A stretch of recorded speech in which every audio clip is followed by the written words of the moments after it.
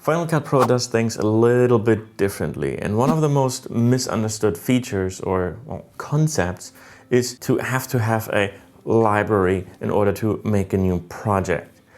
But it's actually a really cool concept, and I think you should use it more in order to speed up your editing workflow. Let me show you.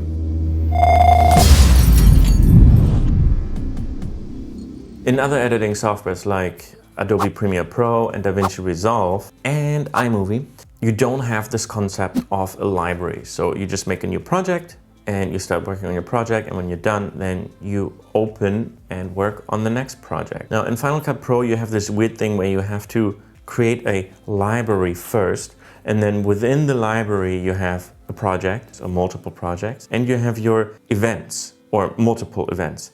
And the events and the projects kind of make sense because you could categorize, like if you're shooting a YouTube series, then you could have a project for each video in the series. Or if you're like an event videographer, then you could have a media event for like the pre-wedding photo shoot and then the actual photo shoot and so forth and so forth. Now, the really cool thing is you can have multiple libraries open at the same time, which gives you the amazing ability to just copy stuff across from all your different projects or events or libraries that you have open without constantly having to change projects like you would have to in other video editing softwares.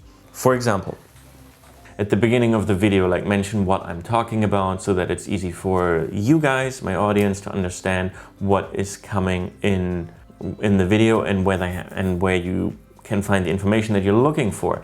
Now, instead of like putting the timestamp and the text and the right font and the font size and all that stuff every single time on every YouTube video that I do, I can just have all my different libraries open here. I can just open up an older project and Final Cut opens it super quickly for me because the library is already open, and basically copy everything that I am looking for. And then I can go back to my Sabertooth library here, and at the very top you can see there's my project. So all I can do is open it up, go in here, Command V, and I get all my timestamps and the same look and feel that you by now know from all my other videos. So all I have to do is basically make sure that the effects line up with the lengths of the video. So here I'll just grab everything here and move it a little bit over to this timestamp, and all I have to do is go into each of my labels, update the timestamp and what the topic is once I know at which point in time in the video it will be, and then I will have saved a whole lot of time instead of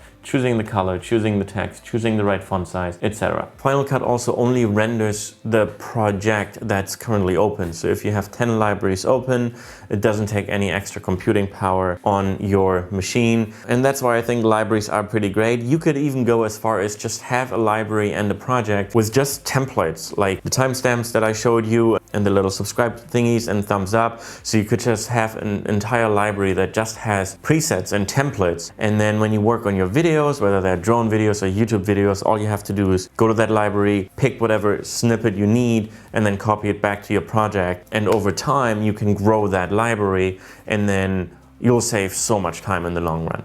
So I think it's awesome. I hope you learned something.